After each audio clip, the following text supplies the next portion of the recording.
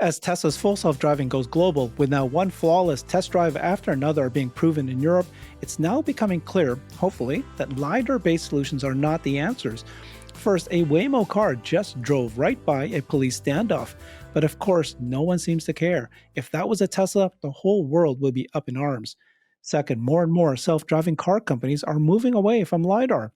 This time it's Mobileye, who has partnerships with Ford, BMW, Volkswagen, Zeekr, and NIO, just now announced they might remove all LiDAR and go pure vision. Tesla's proven vision only works, and there are signs they're about to upgrade cameras in new cars. Third, Tesla's demos of full self driving in France, Italy, and Germany have been making major waves. Many bullish announcements from the media and the users. We'll watch several video clips. And finally, Tesla's laying the groundwork for FSD tests in Austria also.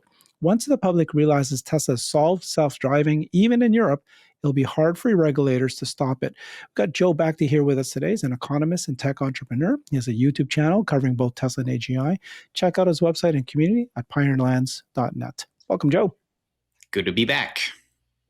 Let's start off with something very interesting. Waymo cars. I mean, Waymos are awesome. We love Waymos, and they're doing great in many of the cities. They're expanding fast, and they work. No doubt about that. But, you know, they get away with things. Tesla wouldn't.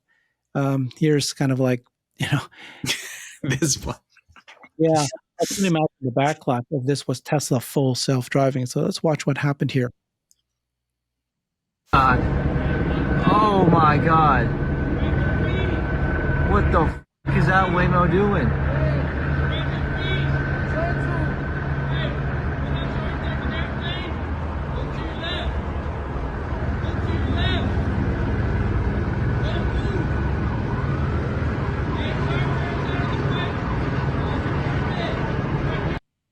I mean, obviously that was crazy because there's a, you know, you can see here, oops, here.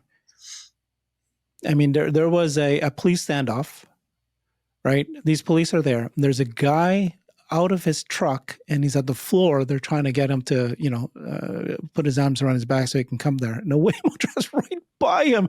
I wonder if he could even run him over. But boy, if this happened, imagine what would have happened to Tesla. Especially the passengers in there. Waymo differently. That's the point. That's why Tesla's being very, very careful. Even if something like this happens, innocent.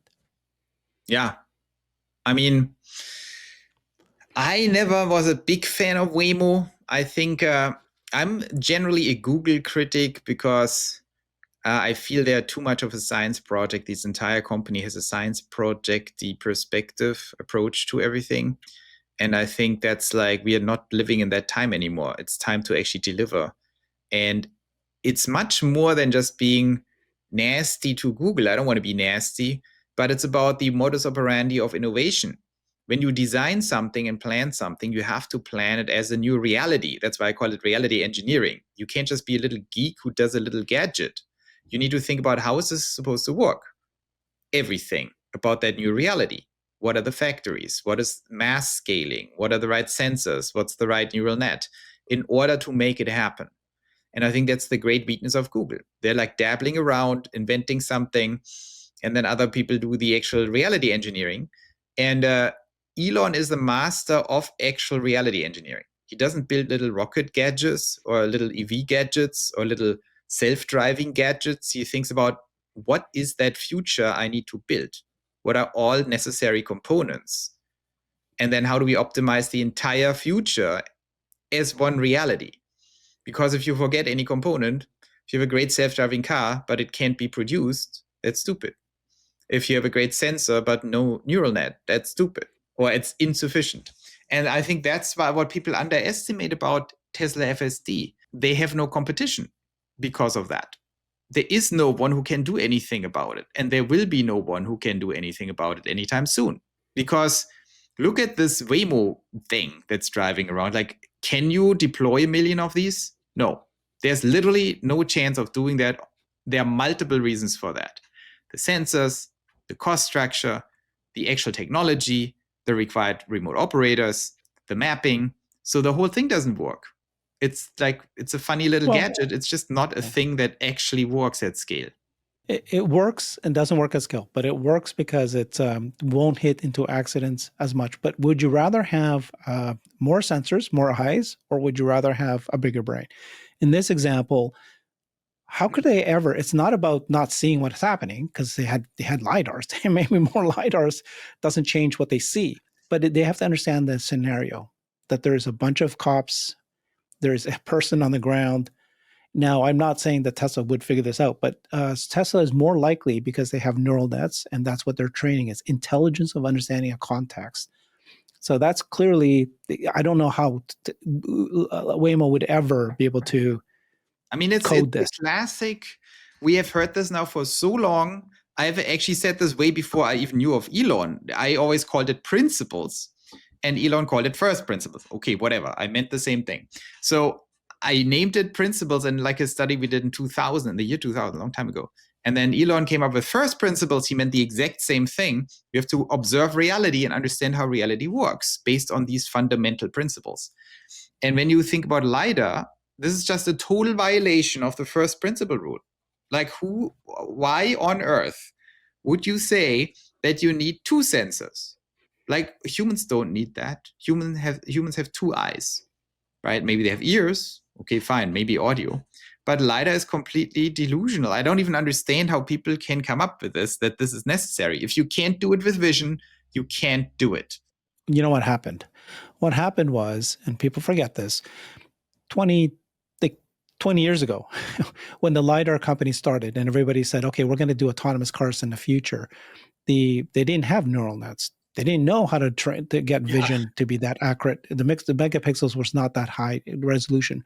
They went to LiDAR because that was it. Now, 5 years later, when Tesla decides to start this, they go with Mobileye, and then they say, okay, vision only, his big decision. And but at that point, all the LiDAR companies who's already bet big on LiDAR, they're too late. It was just like a crutch at the very beginning. That's what Elon called it. Now, Mobileye, which is the first partner Tesla partnered with to get going before they dumped them and started their own, they've just announced this. They might remove all LiDAR and go pure vision and 4D imaging radar once the data proves it's safe. They say a future phase will drop all side and rear LiDAR, keeps just one front, then another phase will potentially remove the last one completely. Basically, they're telling you, I've got a bunch of LiDARs. I need to remove them, but I need to do it in phases because I need to recode everything. I need to redo everything.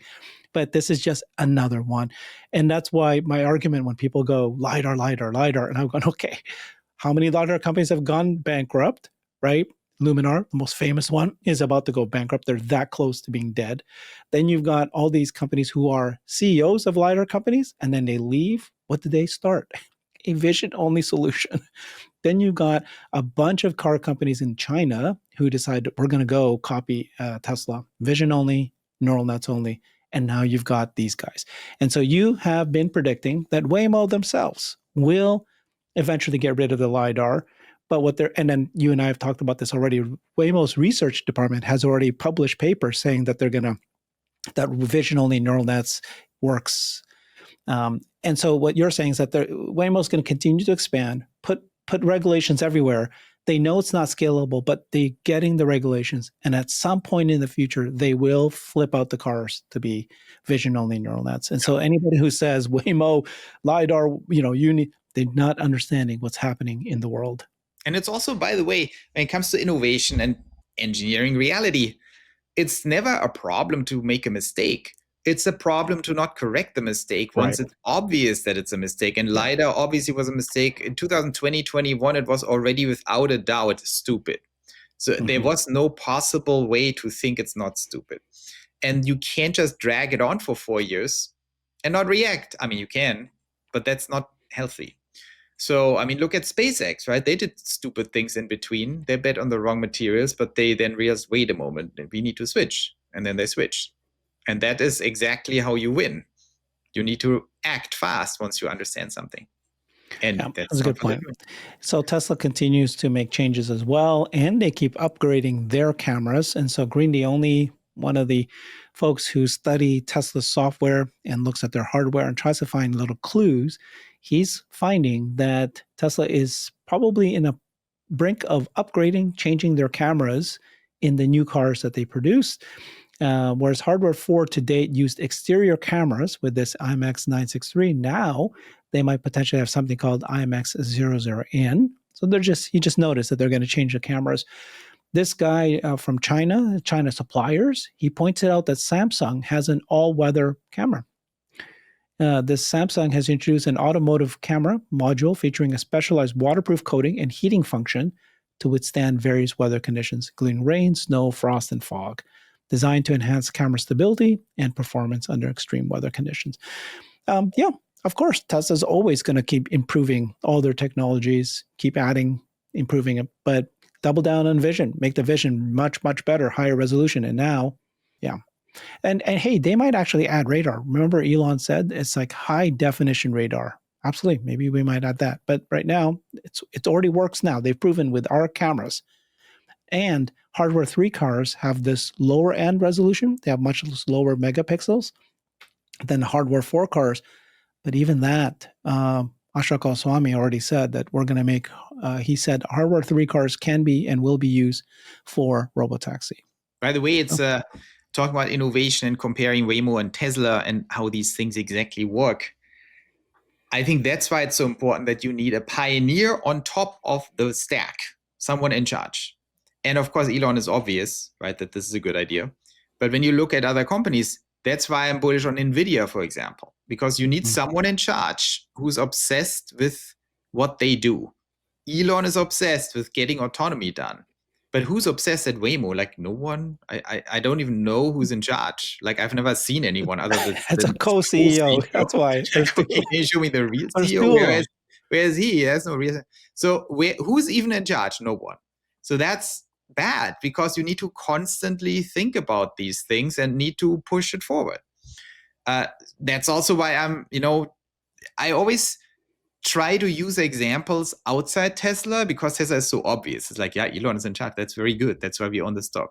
But it's good to look at other examples, good and bad. And Waymo is a bad example. Who's in charge? NVIDIA is another great example. And Palantir is a great example and easy because they have clear leaders.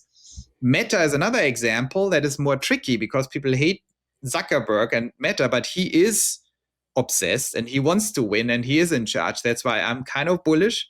So I think that's a necessary condition. If you have a company that is an innovation engine, has to be an innovation engine in AGI, someone needs to be in charge.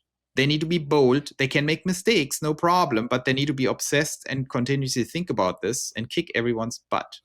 If that's a given, it's hard to lose in that whole space, right? And with Tesla, we have the ultimate pioneer in charge. So that's why I'm very bullish. Okay, let's talk about a favorite topic of yours, which is full self-driving in Europe. You are based in Europe, and we've been joking around that you've been following it closely, but you wish you could drive it yourself. Well, hey, here you go, man. You don't have an excuse now. So last week, or yesterday, I reported on a number of things that are happening in Europe.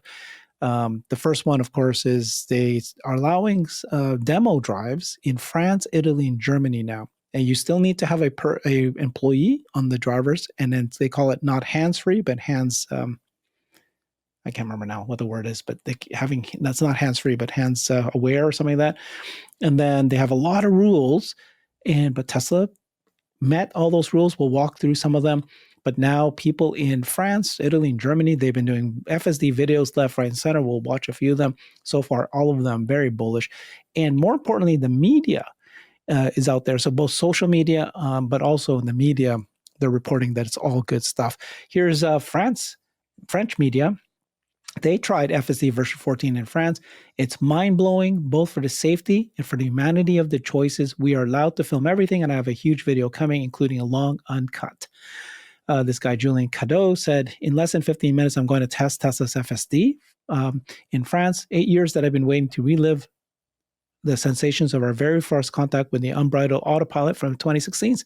So I don't want to spoil too much because as media outlet, we were allowed to film everything, and I have a huge video coming, but it's mind-blowing, both for the safety and for the humanity of the choices, he says.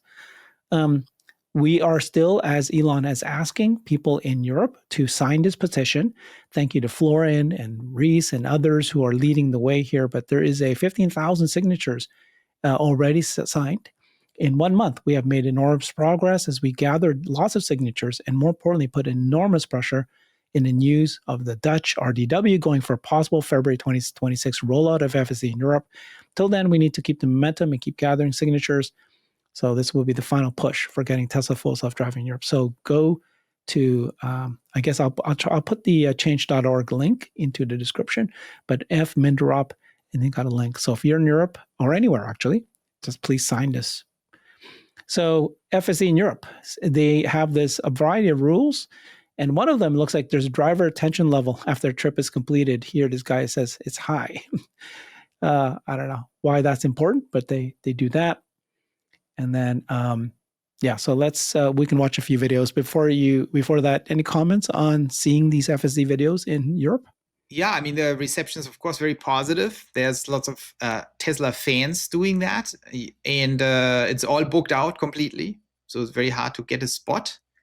And I think it's the right move. And the perception has been very positive.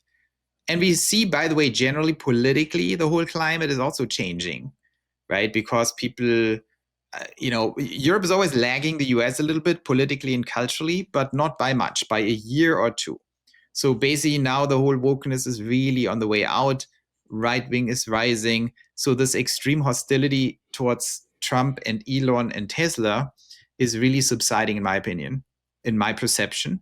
And so I think we will see more positive or neutral reports on this. And also the media, in the US, the battle lines are more drawn and fixed, right? The haters and the lovers. In Europe, it's less fixed. And I think that also means the haters are not that organized and crazy as in the US. So I think maybe we see some surprise in Europe. I'm actually pretty positive on this whole situation on FSD rollout. I hope so. I guess what will help is, first of all, thank you for that. That's a great commentary, a good color of what's happening in Europe. Hope you're right. So Captain Hype, one of our friends, he's been a very big FSD or sort of Tesla fan and group. He's one of our groups that we talk to a lot. He said Tesla FSD Supervise is in Germany. You turn over 2 lanes, actually very clean, also very super cautious. It sees the cyclist waiting at green after the turn, reverses, and then pulls over. Nice. And so these are the more and more of these have to be shown.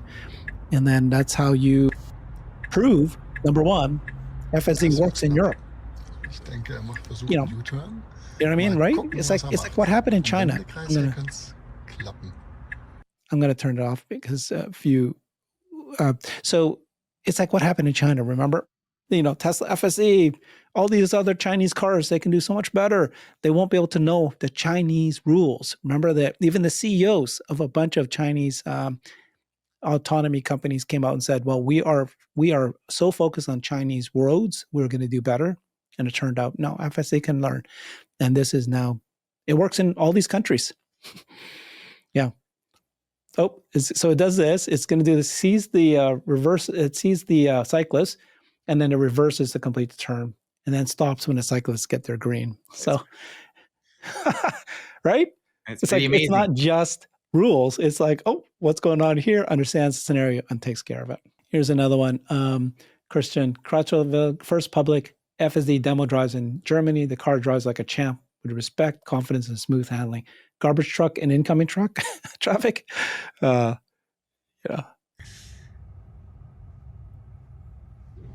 Máme tu pred sebou. I mean, how different are the roads? I mean, clearly they're all very different. Each country, different rules, different science, different language, right? Yeah, but ultimately, is it different? I don't know. It's not that different. I think the left side driving in Australia and UK and Japan maybe, but I don't know. I don't find it too different when you really think it through. If you would take all of the United States, all these edge cases all over the place, including New York, yeah, I don't think it's like crazy different. So you see how it starts to move, and it moved out of the way. First, it's very patient. It knows, okay, something's going on here, but I'm not going to take my turn. I can see these cars coming. Yeah, great. And then it even moved a little to the right to give those guys more room to be more safe. And the guy leaves. Oh, is it my turn? Look at that. Even though there's a car there, it knows. Yeah, and I it wonder if blinks. it blinked, right? Because like that's a signal to you. Go ahead, right? Yeah, great. Oh God. I mean, it's the age of AGI. This is very astounding. But when you know my thesis, I'm so bullish on this because not because of Tesla, but because I see all the other stuff. I see Anthropic, I see Gemini, I see Grok. This is crazy magic, and this is just applied to driving. And people still don't understand the level of intelligence that's being created here. This is Munich city center. So lots of German here, but we've been showing lots of different countries as well. Yeah. Yeah, Germany is always the big prize, but it's difficult to get it Why all is that? approved there. Why is Germany the big prize? Oh, because they have the power. I mean, the UK is not EU anymore. They're out. Also, they're like having a civil war or something going on there.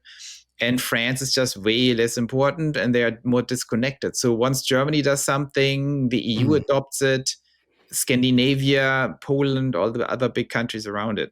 So it's just very important. But do you think that that's going to happen, Joe? Because obviously Germany is where the legacy automakers are all there. They're trying to protect them, and they're buying them time. And so they're going to keep pushing this as far back as they can.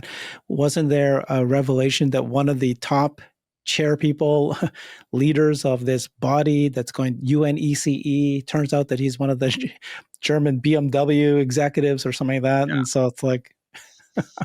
Yes, it's all very crony, obviously. So yeah, that's definitely a problem. So hard to tell, but it's a big country. I mean, that's also what people underestimate a little bit. Germany is highly complex and big. So they have many, many stakeholders and groups, including Tesla fans, including other people who are not in bed with the auto industry. The auto industry is definitely very powerful. So let's see. It's complex, the landscape. Yeah. Well, we'll see, because again, these articles, these media outlets, these individuals testing it and talking about it, it hopefully will start to move. This is a reverse drive. He's driving around, all these people, very concerned. I think one of the things I was very impressed with is that, we've been hearing for years that in Europe, there is a lot of regulations, right? Like one is you need to tell the driver, the supervisor, what you're about to do. And so Tesla does it. They have a little pop-up that says, about to take a right turn, about to do a U-turn. They'll put pop-ups to tell you before it actually does something. They do it, I think it's like my take. This has also not too much to do with Tesla, only that it relates to this case. I had this discussion on X. I think the perception that the EU is like super regulated and the US is super not regulated is just not really true. I think the real problem Europe has is it has just a weakness in entrepreneurial culture and energy. That's the problem. But I'm doing stuff. I did a lot of stuff in the US. And now I'm doing stuff in Europe, mostly financial product related. But I also know, I know the FDA very well in the US. Things are not that different. The IRS, the SEC, it's not that they actually have way more rules and are way more complicated on the financial side than Luxembourg, for example, the financial regulators. So I don't think, clearly everyone has too many regulations.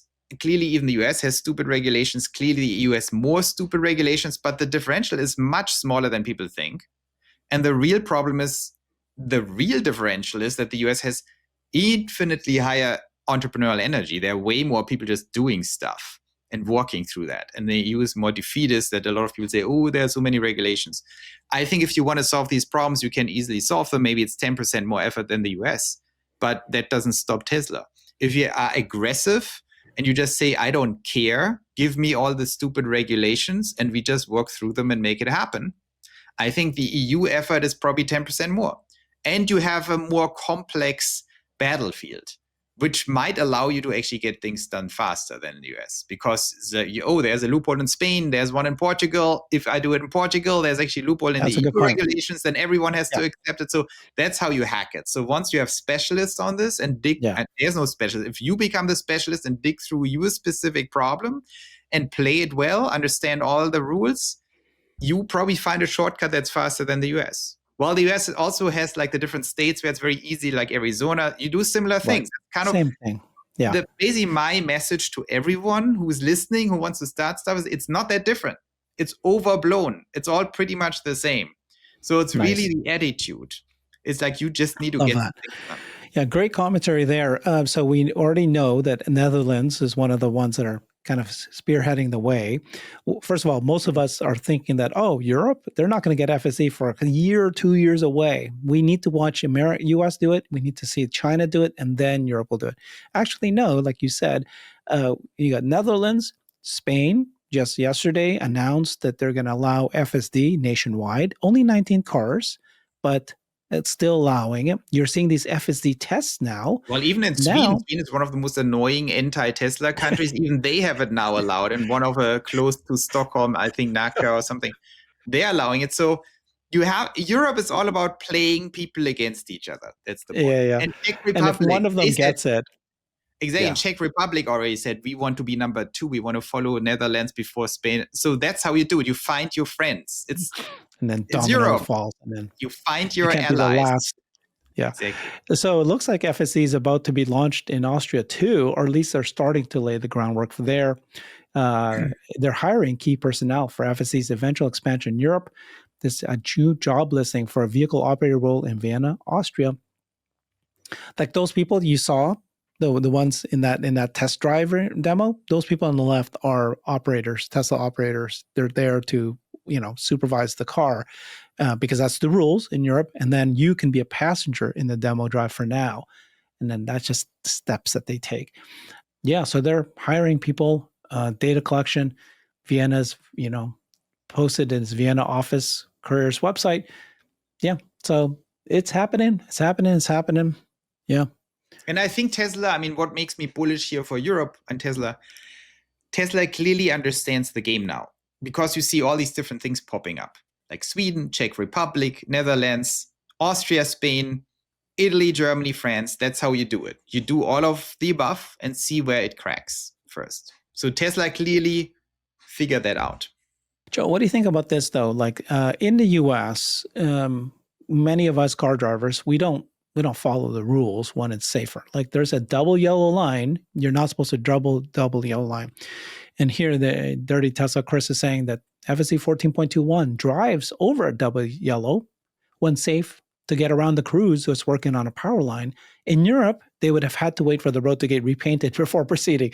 Like there's absolute rules. I don't know if you think that that's true, but this is the example he's giving here. Because you're not allowed to go through a double yellow line, but it does this because it realizes that it's actually safe to do this. What do you think in Europe? Would you be able to?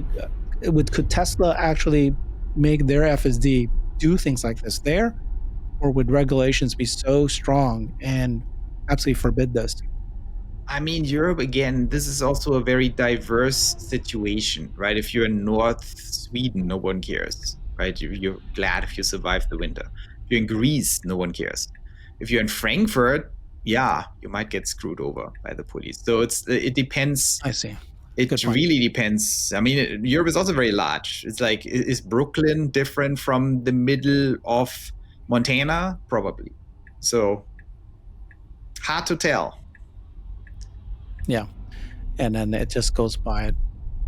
Yeah. But in this situation, I think, yeah. I would do it. That's a human would do this. Cops would do it.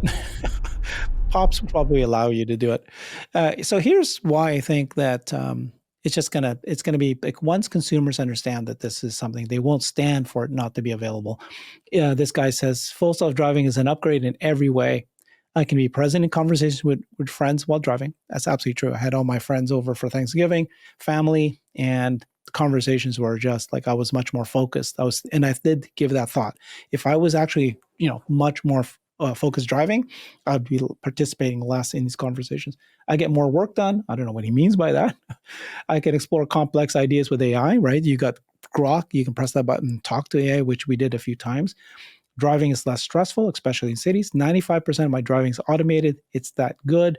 Tesla said it's a game changer. Yeah, thoughts on those comments? By the way, in case the Tesla board is listening, or Elon, I think what is super important when it comes to autonomy and to robots is that Europe is becoming also more American, or how old Europe was, that everything also becomes political, right? It's not that Europe is set in stone, that, oh, if you do that, the government comes and punishes you. People are fed up and they're tired with this.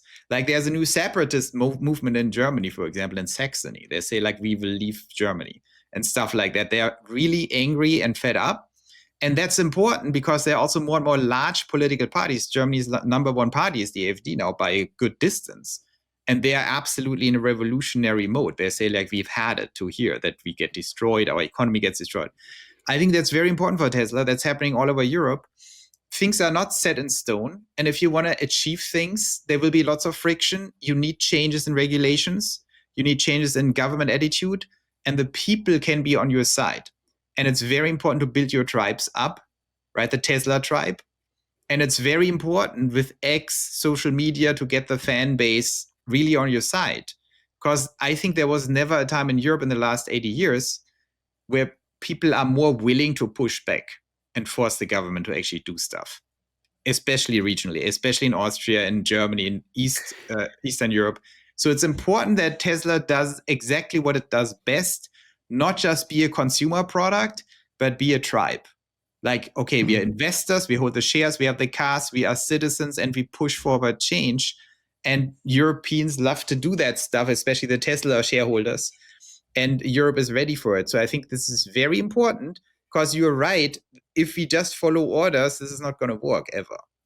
Right? There needs to be change. And the same is even more true with Optimus and everything. So Elon has the right strategy, but it needs to be also forcefully implemented. The all of the above approach of building that Tesla tribe and really making it strong like it is in the United States. And people are willing to do it. That's my message. Joe, in China, the Chinese government supports Tesla because they find value in doing that. They see it as a kickstarting their other suppliers, their other brands. The Chinese companies are copying, emulating, following Tesla, and that's what they do. They'll follow the leader, and then they go, okay, we're strong enough, maybe we can do it ourselves. And that's what they're using for. But what about Europe? Is there something that Tesla could be doing to support Europe's governments?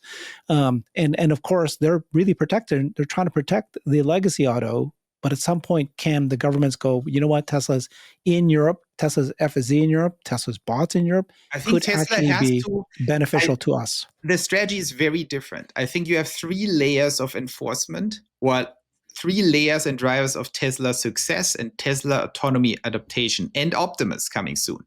The first layer is the government, central and then regional. The second one are companies. And the third one is the people. And I think in the US, it's mostly the people. The government can be very hostile, the Biden administration, or very friendly, the Trump administration. So it's like hit or miss. I think the company level is kind of weak and less important for Tesla in the United States. I mean, you don't have too many like important companies that push that, maybe NVIDIA, but not that important. I think in China, it's all about the government and it's about the companies because they have so many suppliers, Chinese. Right. So in China, you play the government, who's like totally different from US and Europe. They are on it. They want to win. They want Tesla and they're pushing it, especially the central government, but also regional. And then you have all your suppliers. These are your friends and the people are completely unimportant. They have nothing to say. I think in Europe, the government is much more dispersed. You might find very friendly governments somewhere in Eastern Europe or maybe in the Netherlands. Maybe some region is very friendly. The regional governments also have more power, but it's a hit or miss. I think the companies tend to be more hostile because it's mostly the German automakers and less important, less supplier power and importance. And the people are more important, maybe even than in America. Very similar because they are important because the government's right now getting weaker and weaker in Europe compared to the people. The people are really angry They're getting a lot of momentum. The governments are under enormous pressure from new right-wing parties who tend to be Elon-friendly and get a lot of momentum, like number 1 in Germany, number 2 in France, number 1 now in UK. So they're fed up. And what Tesla is kind of doing or trying to achieve here, saying, look, we save lives. It's good for the people. It might be good for the economy. And Brussels or whoever stands in our way. I think that's not even a bad, you have to be cautious not to be too hostile towards Brussels, but I think that's the mood, right? If people even hear that in Saxony or even in Austria, say, yeah, exactly, like screw these people. And then the local government has a lot of pressure to act. So I think Tesla shouldn't be openly hostile with Brussels, but they should understand Brussels is not necessarily in charge. And so it's all about activating the grassroots, very different from China. In China, you play only with the government. In Europe, you play mostly with the people, find your tactical friends in the government, and the companies are not that important. I think that's the strategy. Wow. Fantastic. This is so much info. Great thinking on your part. I hope people are listening on Tesla's side, and I think they understand it because you can see that they're giving free demo rides. Brilliant. I think they should give more FSD, freebies or reduced pricing. Just get the people to see it and feel it, and then they realize, okay, we need to have this. That's brilliant. And then somehow win over the companies. Yeah. And it's also very good, again, Elon's strength, that he's a multidimensional thinker. He has X. He's really involved in politics. And you see tons of mostly German and German-speaking influencers. They are the key in Europe now. They're also English posting now, a lot of very important ones, like Naomi Seibt is now in the United States, but they have a lot of leeway. They also understand Elon, they're in touch with him. And that political turmoil Europe is going through is kind of on Tesla's side, because it's all about, let's tear down all that crap that holds Europe back. And now FSD becomes more and more this lightning rod. It's like, that's exactly what we are talking about. And I think that could be very beneficial for Tesla to get a lot of things done that are normally slower to get done. Thank you so much, Joe. That was a fantastic episode. Appreciate you very much. Check out his website, pioneerlands.net. Thanks, everybody. Thank you. I've created a website that is the most comprehensive resource for the Tesla investor. Please check it out. Simply go to my website at herbertong.com.